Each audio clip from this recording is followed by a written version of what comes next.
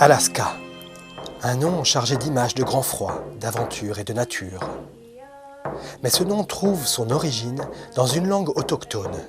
Il signifie continent ou grande terre en aléoute. Les Aléoutes, tout comme les Yupik, les Inuits, les Athabascans et les peuples du totem, font partie des peuples qui vivaient là avant que la Russie, puis les États-Unis, ne prennent possession de leurs terres. L'histoire fut longue et mouvementée, mais en 1971, leurs droits furent finalement reconnus et on leur accorda un statut privilégié. Ils représentent 14% de la population totale de l'État, un record pour les États-Unis. Que sont-ils devenus? Comment vivent-ils aujourd'hui? C'est ce que je vous propose de découvrir aujourd'hui.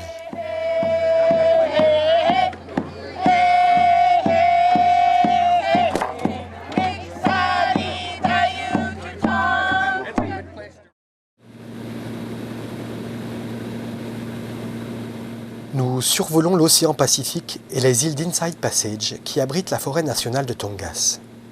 Avec ses presque 7 millions d'hectares, cela en fait la plus grande forêt nationale des États-Unis et un tiers des forêts pluviales tempérées de la planète. Ici, au milieu des cèdres, des aulnes, des sapins et des tuyas, s'est développée une culture millénaire, celle des peuples du totem. Ces peuples sont divisés en ethnies comme les Haïda, les Tlingit et les Tsimshian.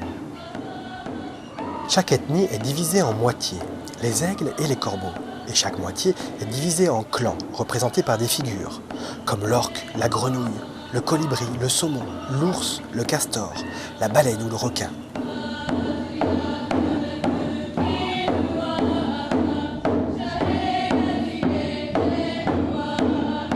Pour en savoir plus sur cette culture dense et intrigante, nous nous rendons sur l'île du Prince de Galles, la 3e île de par sa taille des États-Unis.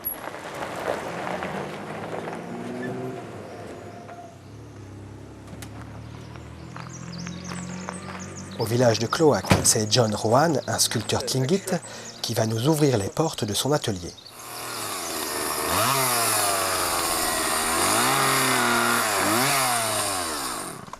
John Rowan est du clan des loups.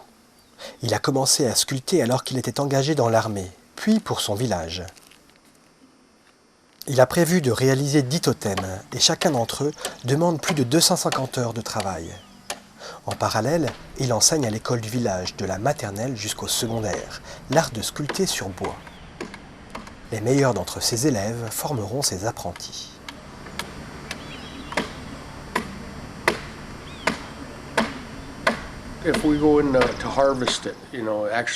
Avant de couper un arbre pour fabriquer un totem, nous faisons une cérémonie pour gratifier ceux qui sont venus aider à le couper et pour remercier l'arbre de tout ce qu'il va nous offrir à travers son sacrifice. Vers 1800, les premiers explorateurs européens qui arrivèrent sur les côtes rapportèrent la présence de totems. Mais ceux-ci n'étaient pas si nombreux et de petite taille. Imaginez donc, avant que ces peuples ne connaissent le fer, le temps et la technologie qu'il fallait pour arriver à bout des arbres les plus hauts. Mais dès que les instruments en fer firent leur apparition, ce fut le début d'une compétition sans fin, et la tradition des totems prit son essor. Les totems les plus grands peuvent mesurer jusqu'à 53 mètres de haut, et les plus larges jusqu'à 1,80 m. La durée de vie d'un totem est de 70 ans environ. En effet, le climat extrêmement pluvieux de la région altère le bois. C'est alors qu'il faut entreprendre de faire la copie du totem détérioré pour le remplacer. Les 7 totems que je fais ont des significations assez différentes. Certains représentent des histoires et d'autres sont juste des totems avec le symbole du clan. Celui sur lequel je suis assis, par exemple, représente mon clan. Et c'est un totem mortuaire. Quand les gens riches mouraient, on mettait leur cendre dans une boîte, à l'arrière du totem. Cela faisait comme une pierre tombale, et la figure sur le totem permettait d'identifier à quel clan ils appartenaient. Il va y avoir une cérémonie de levée de totem avec les clans venus d'un peu partout pour nous aider et célébrer cet événement avec nous. Je devais normalement faire 10 totems, mais nous nous sommes fait rattraper par le temps. On est seulement à un peu plus que la moitié, car nous n'en avons que 7. Mais je pense que cela devrait suffire.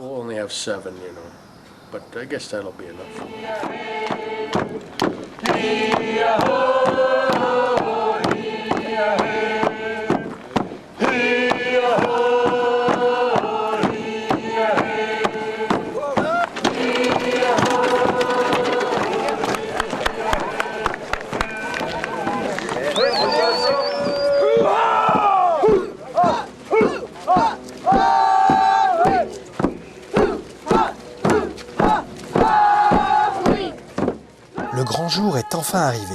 Cela fait des mois, voire des années, que chacun prépare cet événement.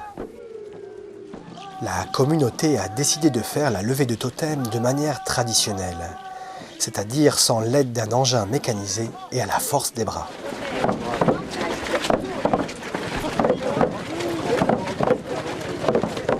Comme nous le disait John, il y a des totems mortuaires. D'autres, assez nombreux, racontent l'histoire d'un clan, marquent un territoire, commémorent un événement ou une personne, détaillent la lignée d'un clan.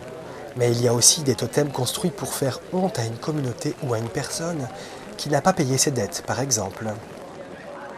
Une chose est sûre, un totem ne représente pas un dieu ni un esprit, mais plus un symbole ou une histoire.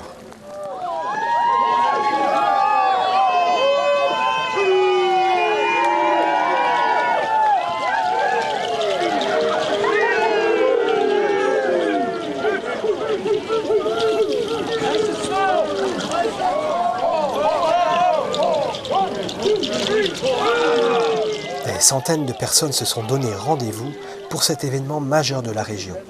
Des dizaines de clans se rencontrent et chacun honore le totem qui le représente avec un chant traditionnel.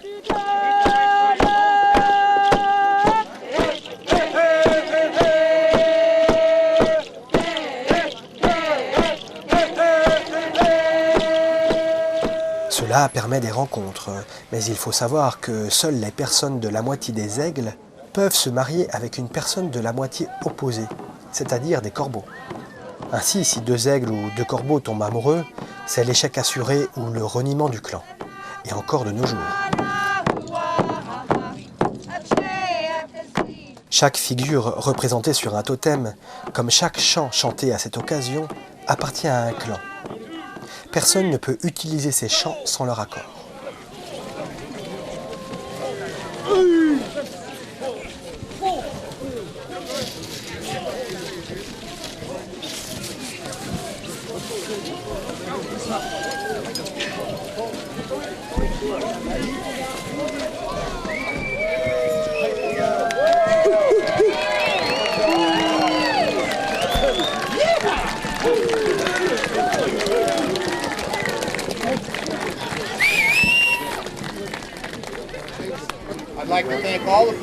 Je voudrais remercier tout le monde, ceux qui sont venus du sud-est de l'Alaska, de Seattle, du Canada, et tous les danseurs qui ont beaucoup donné hier soir.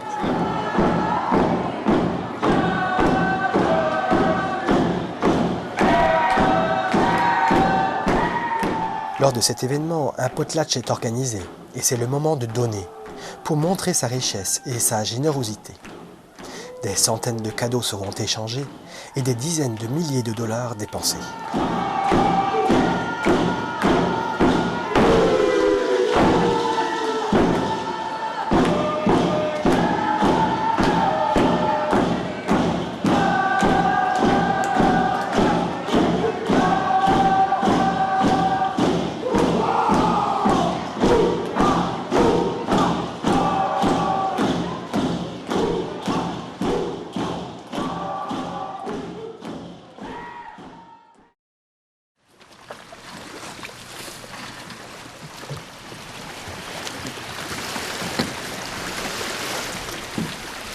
À peine arrivés à Sitka, et nous repartons en bateau pour en connaître un peu plus de la culture Tlingit.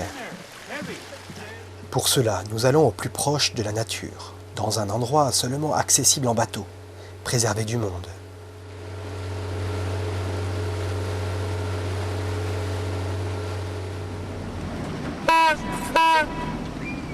Deux cabanes en pleine forêt. Voilà le territoire ancestral de la famille Littlefield.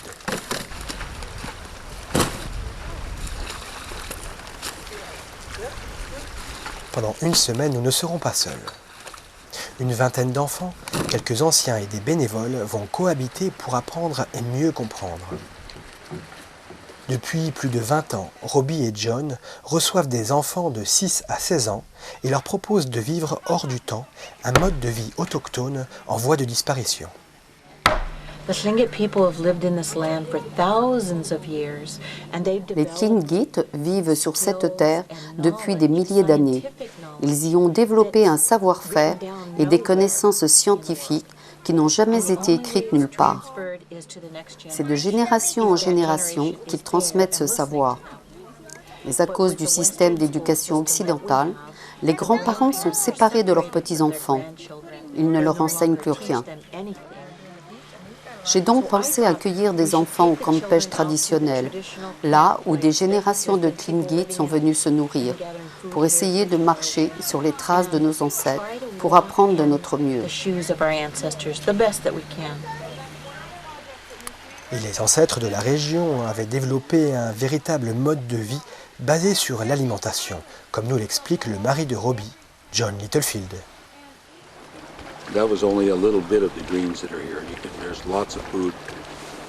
Il y a beaucoup de nourriture ici, surtout à marée basse. Les Tlingit étaient des gens de la marée. Ils habitaient sur la côte et ils y trouvaient tout ce dont ils avaient besoin pour survivre. Ici même, sur la plage. En allant pas très loin sur l'eau, ils pouvaient trouver tout le supplément dont ils avaient besoin. Dans les collines, il y a les daims, les ours. Et s'ils avaient besoin d'une chèvre sauvage, il y avait juste à aller la chercher. Il y avait beaucoup de poissons et d'autres nourritures à l'époque.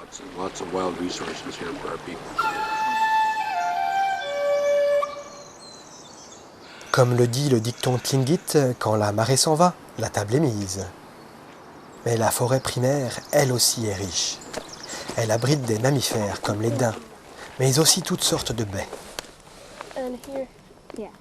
Nous allons apprendre aujourd'hui que la majorité des plantes que nous remarquons à peine lors de promenades en forêt sont en fait comestibles.